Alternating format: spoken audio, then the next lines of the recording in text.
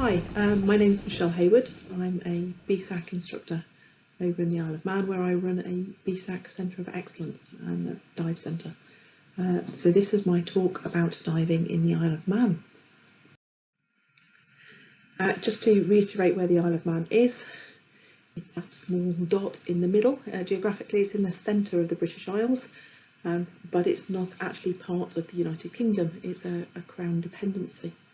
And so that means that we set our own laws and have our own distinct culture, and it means that we're kind of on the same footing as places like the Channel Islands and Falklands and such. If we zoom in on the Isle of Man, this is the island itself. It's 32 miles long, about 13 miles wide at its widest point, and the population here is around about 84,000. The main city is Douglas. That's where our Parliament exists and where the ferries come into.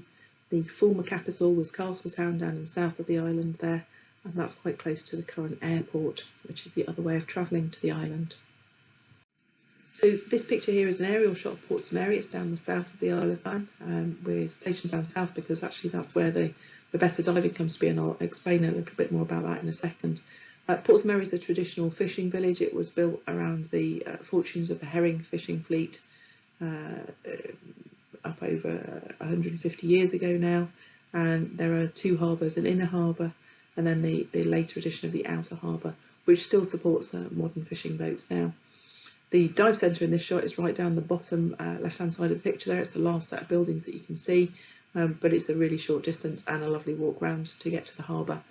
This slide also serves to remind me to talk about how clear the water is around the Isle of Man, and the sediment around here is quite coarse, and so even if you do have weather stirring the seabed up, it tends to drop out of the water column fairly quickly, and so we get some absolutely beautiful and clear diving conditions.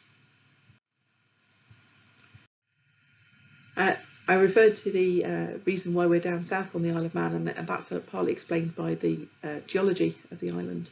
If you look at the Isle of Man, it's actually made of sort of two colliding land masses, that similar to what you see in Ireland and similar to what you see in Scotland, apart from the northern third of the island, which is glacial deposits. So at the end of the last ice age, lots of gravel and sand was pushed across by the glaciers, and they've ended up depositing at the top end of the Isle of Man here.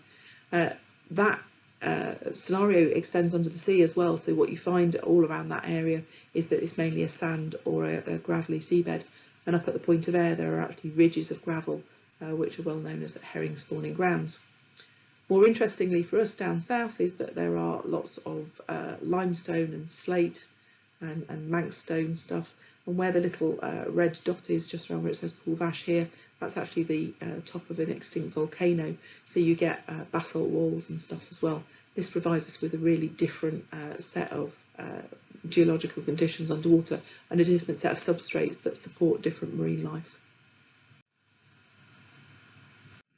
So if we have a look at the seabed depths around the Isle of Man, I've just listed this from the chart, so I'm showing the 20 metres, 50 metres and 100 metres contours. If we look to the west, you can see that there's a really deep section of water there, and this is the start of Beaufort Strike. Beaufort Strike is a deep section of water in the Irish Sea that has been used for nearly 100 years now for disposing of armaments, radioactive waste, and skippers used to be paid to take the waste out, and most of them made it as far as Beaufort Strike and dumped it in there, but some of them is scattered over bits of seabed before you got to there, because as long as you were beyond harbour, nobody really knew where you were. It's one of the reasons why any prospect of any tunnel from Scotland to Northern Ireland would be fraught with difficulty, is that you'd have to cross this area with unknown decaying armaments and ordnance in it. The seabed around here is also mud, which makes it a huge engineering challenge in terms of actually managing to put any sort of tunnel through that environment. It's a really different picture if you look to the east of the Isle of Man, so you can see here the 20 metre contours, but actually nothing is deeper than about 30 metres of water here, and so you get quite a lot of wind farm development has happened in this area, which is supplying power into the north of England. This is the route that the ferries will take either into Heysham or to Liverpool. So what you've got on the west coast of the island is deep water, which gives you an upwelling of nutrients, and what you've got on the east coast of the island is shallower water. We'll often see a temperature difference between the east and the west of the island, the shallower, warmer water tending to warm up faster, and the west coast tending to be a little bit colder. We also see a difference in tidal heights between the east and the west of the island as well. If we zoom in on the southern end of the island, so there's Portsmouth there just on the right hand side of this chart, and I've put the contours on this time so you can see just how steeply these cliffs go down into the water. The cliff up at Bradder Head is 131 metres above sea level, the tower on top there, and it steeps off very, very quickly. Down to the left of this diagram, the lighthouse there sits on Chicken Rock, and that is a rock that breaks the surface but rapidly drops off to 50 metres. Now what you get around the south of the island therefore is, especially with all this deep topography and the balance of water moving down the west and the deeper waters and the shallower easter waters, is you get some very difficult tide predictions. So as the tide balances out around the Calf, particularly in the narrow inlet between the Calf and the mainland, what we get is we've got balancing masses of water. We've got the deep, slightly slower moving water on the west coast and the slightly faster, shallower moving water on the east coast. And that means that slack water here is not at high water or low water. So all the things you've seen in the slides and the training courses, you have to forget about all that when you come here. Sometimes, particularly if you look in this area where it says Port Erin Bay and fishing prohibited, you can see that towards the top middle there, the slack water there is mid-tide. At 30 metres, if you're trying to dive it at any other time, you'll be fighting against some current. So at the point where theoretically there'd be the greatest movement of tidal water, there really is genuinely nothing at all.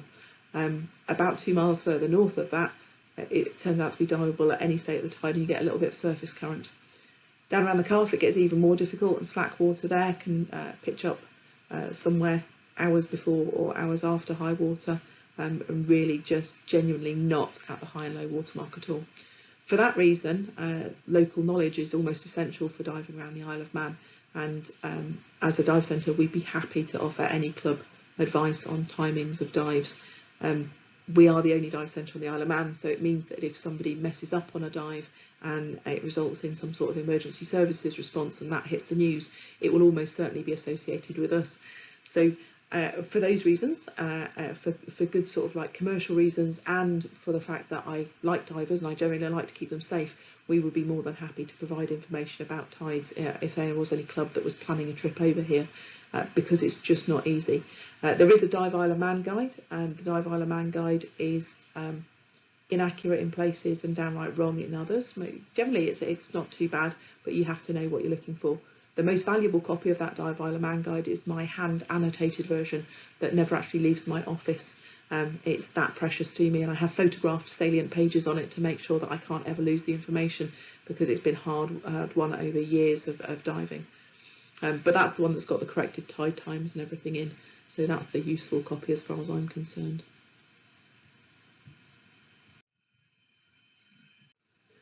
This shot's in here. Actually, I'd like to say thank you to all the photographers that have given me photographs. This one came from Alex, one of our divers. This shot is of the dive centre. So typical Victorian red brick building, and the dive centre is actually set over 5 floors. There's a cellar and then 4 floors above it. The dive centre takes up the first 2 floors. We then live on the next couple of floors, and there's diver accommodation in the last floor at the top. Originally the building was built as a boarding house, so it's ideally suited to having people stay.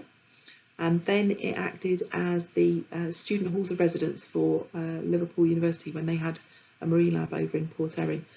So every so often I come across quite senior academics who'll tell me about their wild party times in this building, and I try not to listen to them too much because I want to be able to live here with a sort of clear conscience. The dive centre downstairs is fully kitted out. It's we are dealers for pretty much every main brand of scuba equipment, and because we're on an island, we're also a service centre, and we're an IDES centre in our own right, so it means we can fully support any diving activities. This is our boat Endeavour. Some of you may recognise her. She was originally built by Scott Waterman, who operated her out of Anglesey, and Scott used to come over to the Isle of Man and run trips over here, and we used to come down, fill cylinders and hand the cylinders back. And then he decided that he was going to change what he was doing, and Endeavour was no longer needed. And I think before I'd even managed to draw a breath, Steve had said, yep, we'll have her. So she's a 40-foot lock-in, powered by a 600 horsepower Scania engine, lift at the stern, nice warm cabin, toilets, all the things that you'd expect from a dive boat. She's licensed for 12 divers and 2 crew, and this is her coming alongside in Port Erin. We also have a rib as well, so particularly when we came out of lockdown last year and restrictions were lifted for us for a while, there were lots of pent-up diving activities that were required, and in fact some dives were so oversubscribed that we ended up taking out both boats in order to get the divers on side. The nice thing about doing that and having the rib alongside the main boat is that we could send our tea order over, radio over, and then come alongside and pick up the teas at the end of the dive. So everyone's still got their warm drink. Let's talk about some of the dive centres around the Isle of Man. This is a rock formation that's called the Burrow, B-U-R-R-O. Don't pronounce it Baroo though, and that's just strictly what the tourists managed to do. It's the Burrow. The interesting thing about the Burrow is it looks like the shape of a drinking dragon. So if you look to the right there, it looks like the head of a dragon and the ear popping up. It's bending down to sip the water. The dive site is actually at the rear end of the dragon, so over towards the back end of this photo, and you can see the pinnacles of rock that are sitting clear. At the right tidal conditions, those rocks actually act to almost create a waterfall in the water as the tide moves past there. So you have to get it absolutely spot on. We know of one slack on this dive site, and it's somewhere before low water. We don't know about where the high water slack is. We've got a suspicion, and we'll be testing that out on locals this year, that the water should stop moving somewhere else on the flood tide, but we haven't managed to pin it down yet, and that's been the case for years. One of the other interesting things about the Burrow is I'd learnt recently at a Manx National Heritage presentation that on the top of the Burrow there's some sort of burial site or burial chamber which is flooded with water, probably rainwater, and the plan is to see if we can land some brave climbers. It won't be me, I'm afraid, because I'm not a brave climber at all, but to land some brave climbers who can go up there with poles and cameras and lights and see if they can aim inside this chamber and see if there genuinely is something on top of the Burrow. So that's quite an exciting find, because it's a site I've known for years. We value the site for the huge amount of tidal movement through it and the vast array of marine life and the seals that are always around as well. But it's interesting when you start realising that perhaps there's some more historical context to where you're diving. If we look now at the Burrow itself, because of how tidal this site is, there is a huge volume of water moves across it at all states of tide, and that gives you an enormous scope for filter feeding life to really proliferate around there. It's one of those sites where when we drop sea search divers onto these sites, they will sit in the same place for the next hour while they start logging the species and filling out the forms, because there is just so much to see. There is not a spare inch of rock in some places of it, and the colours are just absolutely beautiful. You can see there's a series of deep gullies, and it's those deep gullies that really channel through the water. It can be quite a tricky site to dive, and actually trickier on neap tides than it is on spring tides. Spring tides, divers tend to manage to stay on the site quite well. On neap tides, for some reason, there's a draw that takes you off into about 35 metres of water. So you can dive this site at anything between 6 metres and the 35 metres. It's best dived around about the 25 metre mark, where you'll find the sort of centre of the main gully. There's a big keel timber in that gully. We don't know which ship it came from. That's lost in history, but you kind of know you're in the right place when you find this big keel timber sort of wedged up the end of the gully. As you leave the gully, you'll come to a series of rocks and rocky faces, and you'll find yourself turning around those rocks. And you'll be swimming 1 minute with the current, and then suddenly you'll have the current in your face, and you genuinely haven't changed direction. So it can be quite a difficult site to make sure that you head the direction that you're meant to go. And where you're meant to be heading is round towards that sort of head of the drunken dragon, and so you're in that nice sheltered bay then, so that we can pick you up easily. And again, just another shot here showing just what some of those boulders and gullies look like, and how much life there is to be seen. One of the nearby sites to the Burrow, is actually across onto the mainland, is the Sugarloaf Caves. And this is footage that's taken from outside the Sugarloaf Caves. So the caves themselves, it's the limestone cliff that's slipped away and created a nice open overhead environment cave. And it's such a lovely site. We take novice divers through it, and we take snorkelers through it as well. Those cliffs, though, provide ideal nesting sites for guillemots and other seabirds.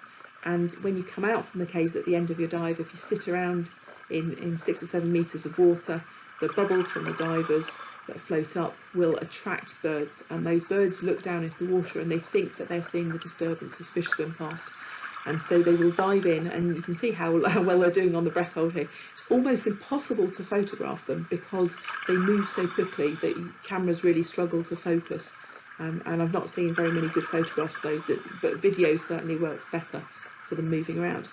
So you'll see confused seabirds swimming around under the water looking to see why there aren't fish there. It feels a little bit mean, but we are only there for a short period of time because this is getting towards the end of the dive time. By this stage, you'll have been through 2 caves and then come out and deploy the surface marker buoy so we can track where you are. Okay, this is my point to stop talking about marine life. We've got lots of it in lots of places and lots of different marine life on that different substrate, and to remind myself to start talking about wrecks. So this is just looking off the back of the boat. We've obviously got a marker in there, a shot line, and we've got divers down on the wreck. If we look around the Isle of Man, there are numerous wrecks to be had. It's been estimated there are possibly 1,500 wrecks in Manx waters, and these dots here just indicate where some of them are. One of the great things about divers around the Isle of Man is that we have an absolute expert of a wreck, God, as we call him. So Adrian Corkle, who wrote the Shipwrecks of the Isle of Man, has written a subsequent book about the World War I losses around the Isle of Man, has been tracking and researching every vessel that's known to have gone missing in the Irish Sea since records began. And so he's our go-to expert. If we find something that we're not sure what it is, Adrian will have details about build and structure and perhaps those vital clues of what we're looking at. And in a normal year, maybe 20 or 30 of these wrecks get visited by divers, but there are so many more targets that we could be diving, and we're looking to expand that this year. The consequence of the COVID travel restrictions means that we won't have our normal charter groups coming across to dive with us, and that's freed up local divers to do a bit more exploratory stuff. So this is one of the shallow wrecks. This is Citrine. She crashed into the cliffs near Bradda Head in the 1930s. She wasn't at full power as she went. She's now getting pretty broken up. When she hit the cliffs, there were 7 crew on board. 2 of them survived by climbing up that 130-metre cliff in the dark, in the storm, in the rain, and were found by a farmer in the field the next morning, wet through and not very well at all, but at least they were alive. This wreck is a really useful one for teaching people about wreck diving in the early days. There's a bit of a confusing feature that there's 2 propellers on it. There's one on the bow, which is the spare propeller, and there's one at the rear, which is missing a couple of blades from the collision that she had with the rocks as she came in. The plating's pretty much dissolved off her now, and we're left with a series of ribs, but that gives you a lovely lot of marine life. And while I've got this photo up, it reminds me to talk about the photographs that I'm showing in my talk today. Some of them are my own, but lots of them are from divers who very generously handed over their photographs and their video for me to use to promote diving on the Isle of Man. So I'd like to just acknowledge all of those and say thank you to them. This is another part of the Citrine here, so you can see the last remnants of the plating and where would have been the portholes. And then this is the anchor chain, and the anchor chain isn't necessarily of high value in itself, but actually the 2 anchor chains sit in complete square block where the wood has rotted away from the outside of them, but the chain has concreted into and rusted into position. So it sits as was left, but now clear of any restriction or any locker at all, which makes it quite interesting to look at.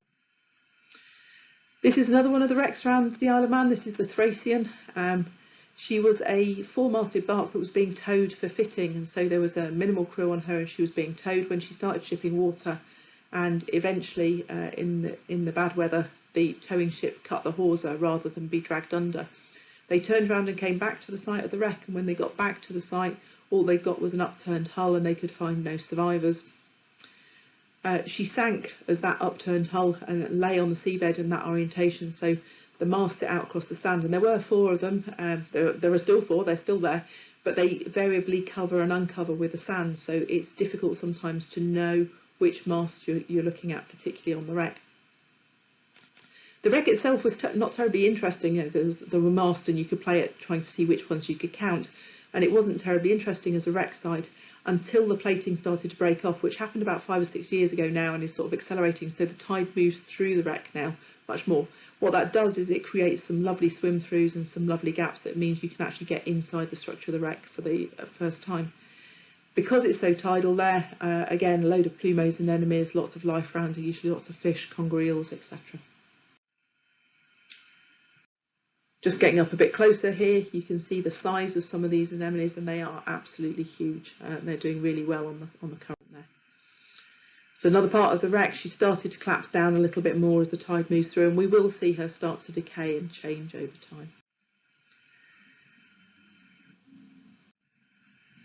This is an iconic wreck for the Isle of Man.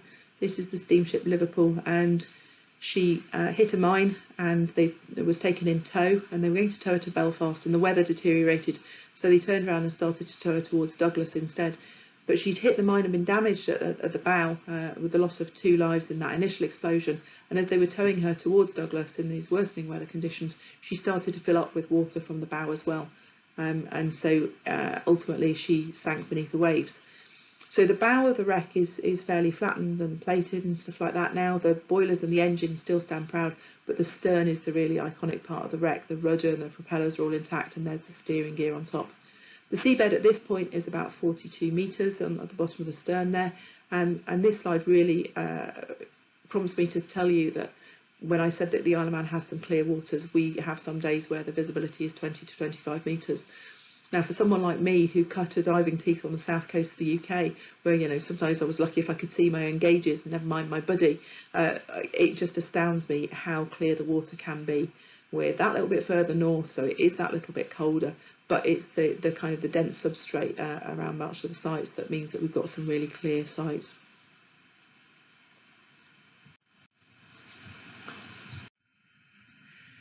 And it's not just all about the old wrecks. This is the vessel, the fishing vessel, the Polaris.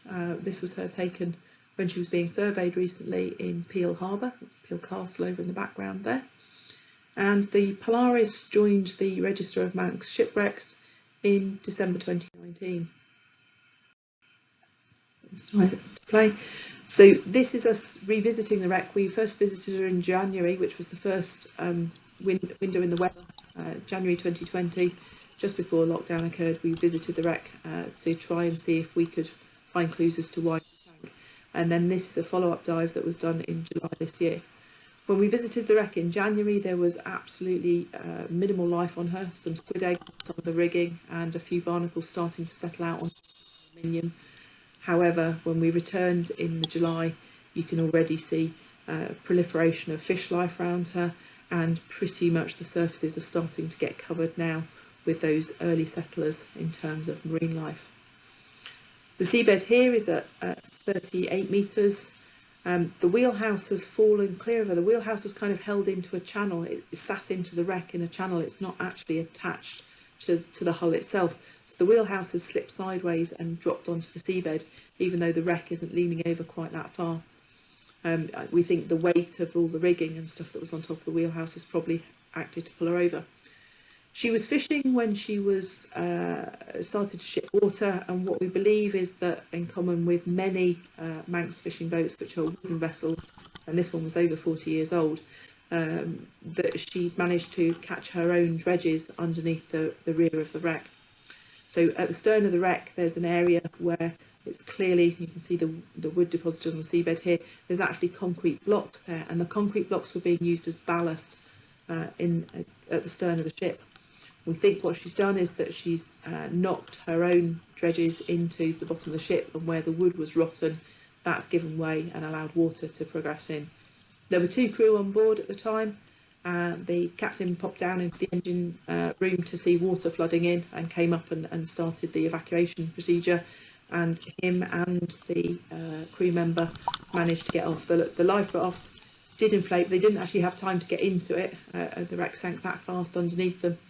The nearby fishing vessel saw the lights go out, and so actually in December, where you probably don't want to spend very much time in the water, they were picked up within about 7 or 8 minutes of having gone into the water, and the other boats steamed across to get them.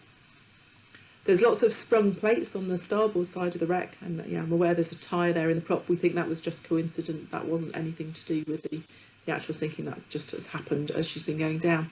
But the starboard plates have all sprung as the hull actually hit the seabed and opened up. Where the anti-foul is on the hull, that's still doing a fairly good job of maintaining it as being anti-foul, but where the anti-foul isn't, so above the waterline, we can see there's extensive colonisation that has occurred. So lots and lots of sea squirts, lots of baby scallops, spat, hydroids starting to get established as well, and lots of barnacles. So we will be monitoring this wreck. If anyone's followed the monitoring that's been done on the Scylla when she was sank, we know that gradually over time you see a change in the colonising species. We'll be monitoring this wreck and we'll be looking for changes in those species over time as well. This wreck is on a sandy seabed, so none of the species that we're seeing on here would be representative of what we'd expect to see nearby. They're all drifted in on the tide and landed there. So it'll be interesting to see how she evolves over time.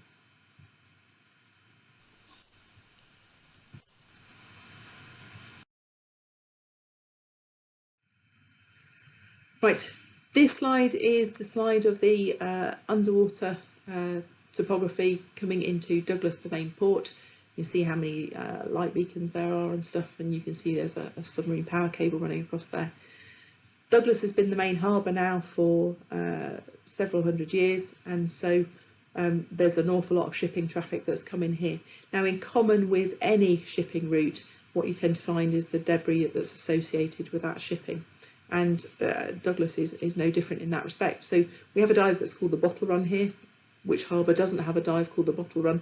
And it was quite common in days gone by that, you know, as you were cleaning up your ship, as you were finishing the end of your shift, you just hoof the rubbish over the side. Obviously, current regulations mean that that's not acceptable anymore, but in this case, it does give us a little treasure trove of finds on the seabed. So we dived this a couple of times last year. It's not an easy dive to do. It's 32 metres and can be in quite some moving current. So you have to be fast if you're going to find things. But we're finding stuff, because it's 30 metres or so deep, we're finding stuff that's relatively untouched by bad weather conditions above. And so I've popped some dates onto these. They're all sort of turn of the century stuff, and we can track down, once you've got that sort of printing, you can track down. I think the nice thing now about having the internet is that there are lots of sites where people have published information about different makers marks and different designs that were used in different time periods. So we know when these things were produced and when they were being made. We don't know at what point they went into the sea, but obviously it was at some point after their production.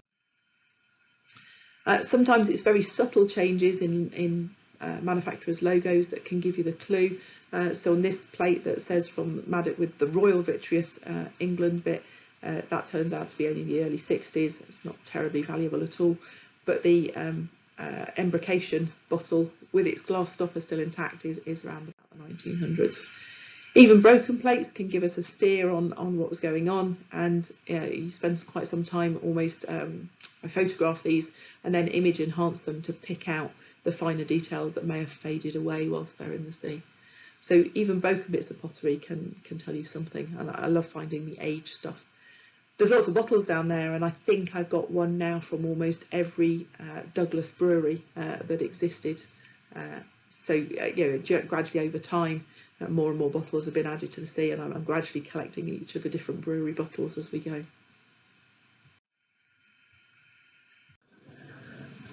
This ship here is, well, it is a wreck now. It wasn't when the photo was taken, obviously. This is the Mona's Queen, the Mona's Queen 3. She was one of the steam packet vessels, and you can see that she's got Douglas written on the stern there. That was her home port. She was requisitioned to the Navy in World War II, and in September 1939, the records about her travels stop with the steam packet company as her crew were all taken to go and work with the Navy and for the war effort.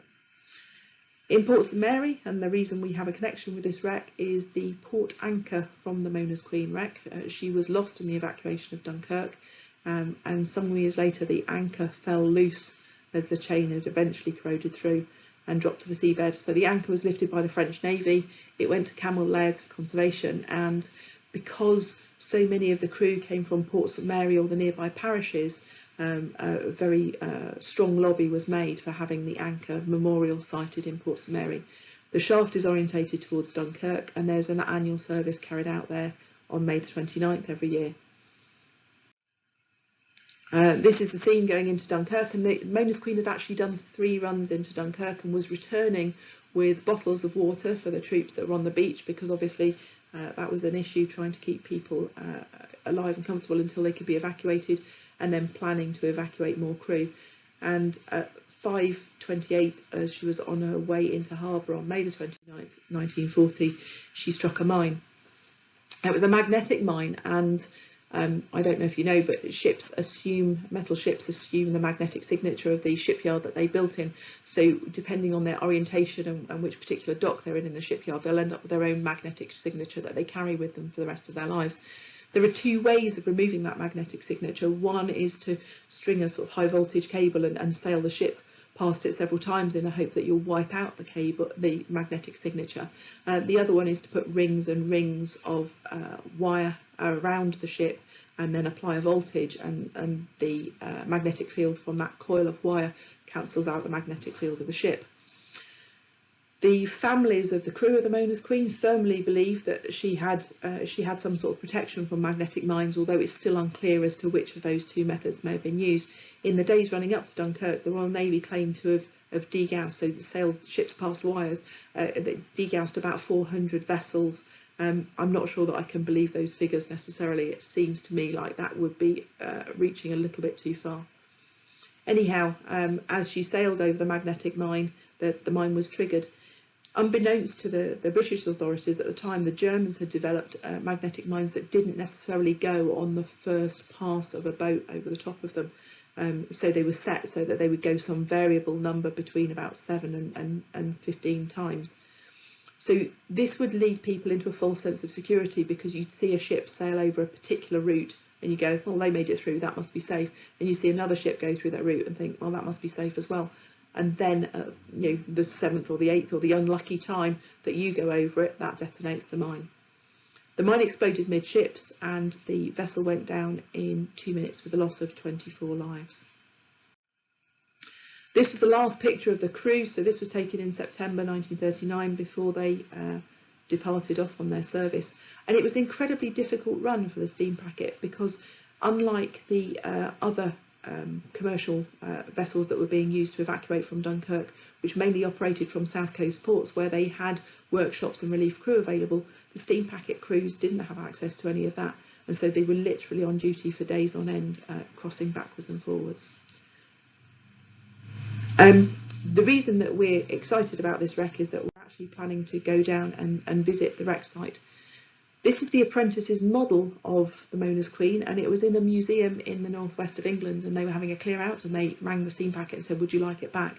Now, the apprentices' models of ships were always built by the apprentices, and essentially this is in the days pre use of mass media and stuff. So your way of making a brochure about the vessel that you've just built was to have your apprentices build a scale model, and this meant you could show that to new buyers or commissioners of ships, and you could say, well, these are the sorts of things that we can do. So at Camel Led, there would have been a number of these models, and people would have been able to go through and select the features that they would like when they were designing their vessel. This model itself is now in the steam packet offices up in Douglas, having been returned there. It's actually inside a perspex case. The roof is too low to allow us to lift the perspex case off very easily. You can see the sort of lights reflected in the perspex there. But what we have managed to do is video this, and so we've got the possibility of using that video to help orientate us on the wreck as well. In addition to that, the steam packet have given us the original blueprints that they had in their stores, and so I have had my hands on the original 1923, 1924 plans that were being drawn up to commission this vessel, and she was a luxury vessel in her time. This is a chart of just outside Dunkirk Harbour, and the Mona's Queen wreck sits by this danger mark that you can see just at the end of where it says Dunkirk there.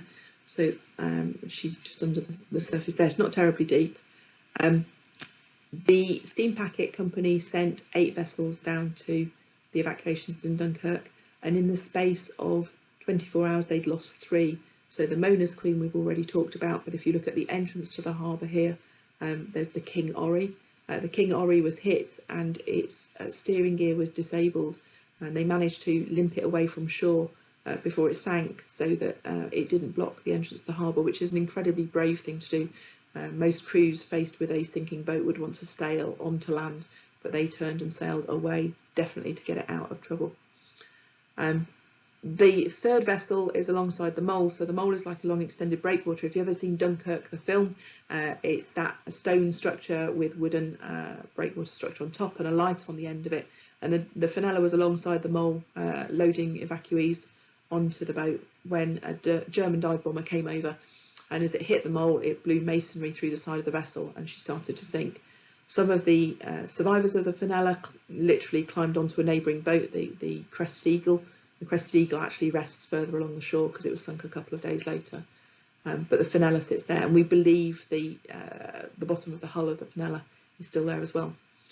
The reason we're particularly interested in these wrecks at the moment is it's obviously it was the 80th anniversary, and so in April 2020 we were due to go and visit all of the wrecks. We'd sorted out the trip, we'd sorted out all of the divers and the skills we needed to. We've got photogrammetry sorted. We were going to go and record and document these wrecks. We had permission from the French authorities and everything, and then obviously COVID struck. The plan is still to go and visit these. We still have the dive team in place, and rather nicely, one of the dive team is actually the grandson of one of the survivors of the Mona's Queen. So there's something nicely circular about taking him back to the ship that his grandfather managed to escape from. In fact, he was the only engineer that escaped, and the reason that happened was that one of the senior engineers told him to go up and have a look at the coast of France, because pretty much it looked like it was all on fire, and so he happened to have just stepped on deck at the time the mine explosion occurred. The rest of the engineering crew were lost. So our plan was to go and visit these. Subsequent to that, there's due to be an exhibition, because we believe that it's the least told story that of the 440,000 men that were taken off of Dunkirk, 1 in every 14 was actually saved on a steam packet vessel. And that's remarkable for crews that were working not from their home ports and without any relief crews either. COVID's put paid to that for this year. I suspect COVID will put paid to it probably at least till the end of this year, but we're hopeful that next year we'll be able to get away to do these dives and then to tell that story not only to the Manx public, to a wider audience as well.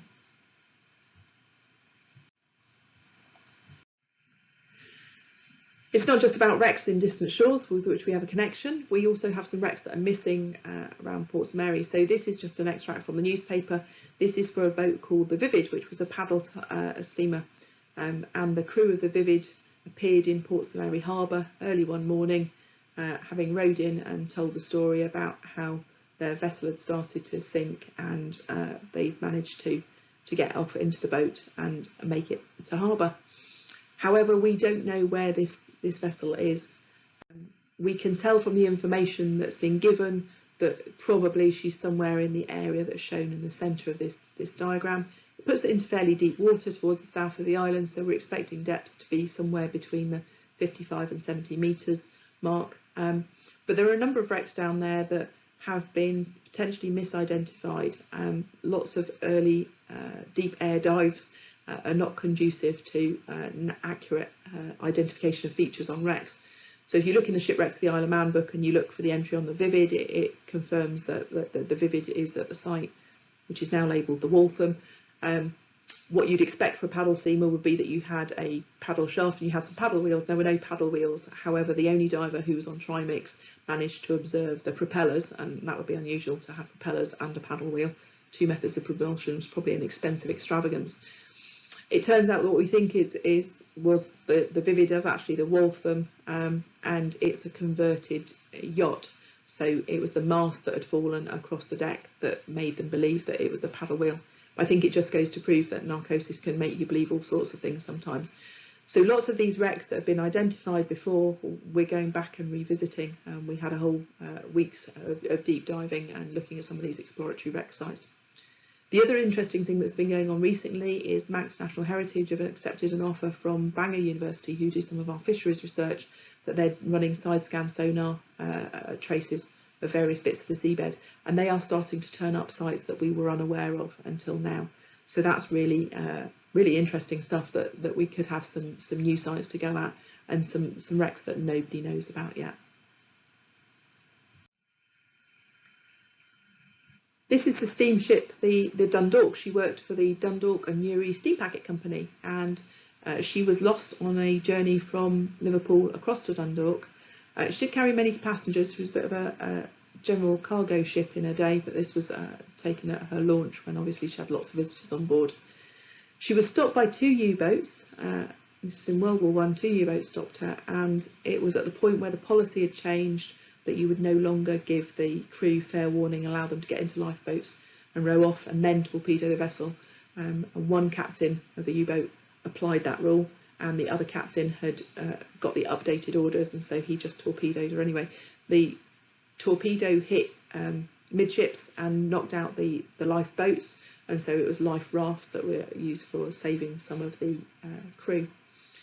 The Dundalk was of interest because it came up to the anniversary, and we took the Dundalk Sub-Aqua Club diving to the wreck, and there's now in the museum, there's in Dundalk, there's a section of the museum that's devoted to the wreck of the Dundalk. This is the bell that was recovered from the Dundalk, and so it's always exciting when you get the bell. I'd love to claim I would have spotted that in the wreck, but I didn't. There was another diver that had got it into a lift bag, and the lift bag failed on the way up. That was on the Sunday, and so by Tuesday we'd gone back to see if we could find the lost lift bag with the bell. It turns out that the bell is actually attached to the wrought iron hanger, so having lifted this enormous weight to the surface, which actually required 3 lift bags in the end, once we got it onto the surface we had to disconnect it from its hanger, and then the hanger, because it was wrought iron, went for conservation inside a wheelie bin in caustic soda with reverse electrolysis before it was then baked in an oven. A very useful trick for knowing if you need something baked in an oven for a very long period of time and it's a weird shape that won't fit in a domestic oven, that actually body car places tend to have that sort of thing. So over a period of 2 weeks it was gradually dried out so that it could then be sealed and conserved. The interesting part of that is the bell. We've cleaned it up this far, and there's a debate going on between the team about whether we clean it so that it looks shiny and lovely, or whether we leave it so that it looks like something that's spent 100 years on the seabed. Interestingly, enamelling is still inside the lettering on the bell, and we suspect these bells were made as a sort of generic bell, and then the lettering was added afterwards. You can see where it's been chiseled out. You can actually spot the chisel marks on it, and the bell still rings beautifully as well. So both the bell and the hanger will be going over to Dundalk to the museum, and that was another project that should have happened in 2020, was we were going to go across and present those, and they were going to go on to display there. The other interesting thing that came off of that wreck was this basin, and when it first came up there was lots of suggestions about whether it was some sort of strange urinal. It took quite some searching on the internet to find a photograph of this passenger washstand in an auction, and you can see clearly there that the basin would have sat on the washstand, so it's a hinged platform that it sits on. Your steward would have bought you some nice warm water so you could have your wash in the morning, and then you would have tipped up that hinge and the spout was there to empty that water out through a scupper. So the basin came off, the glaze is still intact on it. There's some staining where barnacles have been attached to it, probably for the best part of 100 years. And I had a great work experience student who spent a very, very happy couple of days, apparently, chiselling off lots of the marine growth to clean this up. So again, that basin will be heading across to the museum when it goes as well. So what's the current situation in the Isle of Man? Well, it was all going quite well until last week. We locked down in March 2020, about the same time as the UK did, but we opened up again by June 2020. We had no restrictions from the point where we opened up. All the talk of flattening the curve and everything, it turns out the Isle of Man was reasonably good at flattening the curve to the point where we flattened it into extinction and proved that lockdown works if you do lockdown properly. Currently the border is closed to non-residents. For 6 weeks the border was closed to residents as well, and nobody was allowed to travel, but we are now allowing residents to travel. You need a permit to go backwards and forwards, and when you do return to the Isle of Man you're in for 14 days quarantine and 3 tests, a case of £150 for the 3 tests. You can't quarantine with your family, so there's extra costs there associated with accommodation as well. Then we had one case get in. It arrived through probably one of the steam packet staff, and now we're back into quite a serious situation. We're back in lockdown. We've all gone home again. The schools are all shut. Obviously, pubs and hospitality are shut. We literally got essential shops open, chemists, supermarkets, and takeout food. So we're hopeful that that will have an effect and that we'll start to come out of these restrictions soon. We can do lockdown, but we like everyone else, it's hard, isn't it? It's hard being away from people. It's forcing us into new ways of communicating, which, you know, we embrace generally. What we're hopeful for is that this current lockdown will end perhaps in 2 or 3 weeks from now, and then we can get some sort of semblance of summer back for this year. And it will be for our local divers this year. The restrictions on the border are not likely to be lifted until we've vaccinated significant proportions of our population. And we are getting on really well with that. We get vaccine through the UK, through the NHS, prorated for how many population we have. But we've had a very good run at delivering vaccines. And we're really hopeful that there will be visitors possible from next year. This last slide just reminds me to talk about the fact that it's not just about trying to encourage people to visit the Isle of Man, but we also have a really strong local dive scene. Last year, because our borders were closed and nobody that lives here could go on holiday, it meant none of the divers that normally would just bugger off and go and find somewhere warm and sunny and do their diving there had that option. So they were forced into diving here and discovering how fantastic the diving is around the Isle of Man. And I think many of them will carry on cold water diving. So if you are in a BSAC club, I think looking for those opportunities that perhaps international travel is going to stay restricted for a bit longer might be a very good idea for you as things start to open up. We ran pool sessions where we run junior scuba fun sessions, literally no skills at all, and we learned that you can play football underwater if you inflate the football with enough water to make it neutrally buoyant, and you can skateboard underwater, but you probably need somebody to give you a bit of a push. We've got a very active snorkeling club, and that's fantastic. We take snorkelers from the age of 6, and so here we are both doing shore dives and boat dives with them, and taking young kids out to go and swim through the Sugarloaf Caves or to play with the seals and stuff is just amazing. We do get the sort of big life. We have seals around all year round, and they're very, very playful. We do get basking sharks, but they tend to be a bit sporadic. It tends to be on the west coast where we get that upwelling of deep water, because that increases the nutrients and that increases their food availability. Last year, though, I think we had 2 sightings. A couple of years ago, we had a solid 5 weeks where there were sharks pretty much every time we went out. So it's really hit and miss for us as to whether the sharks are going to be around or not. In terms of local diving, we've been taking through new divers from scratch, and obviously existing without any social restrictions, because lockdown has worked and there's no community transmission of COVID and no community cases, means that we can carry on activities, I think, as we recognise as in the old-fashioned way, which means we don't have to distance, we're not wearing masks. I get in a bit of trouble on social media because I post these pictures up. Everything that I'm showing here is entirely legal in the Isle of Man, but obviously for people looking at it who are perhaps based in the UK or elsewhere in the world, it looks like we're being really cavalier, and we're not. It's just that, you know, we keep managing to attain this COVID-free status, and so that's what we're hopeful that we'll manage to do in the next few weeks. For anyone planning to visit the Isle of Man, please do get in touch with us. The website is discoverdiving.im. There's loads of information on there. My email is dead easy. It's michelle@discoverdiving.im. So drop me a line or send me a message through the website if you want to. We're happy to deal with clubs either coming over and diving from our boat, and we've got accommodation on site here for up to 14 people. It's right on the top floor of the building, so you have to be good at doing stairs, and it's not massively spacious. It's like a liverboard but on the shore, so it doesn't rock at night, but there are full-size beds and showers and toilets and somewhere to cook and prepare food as well.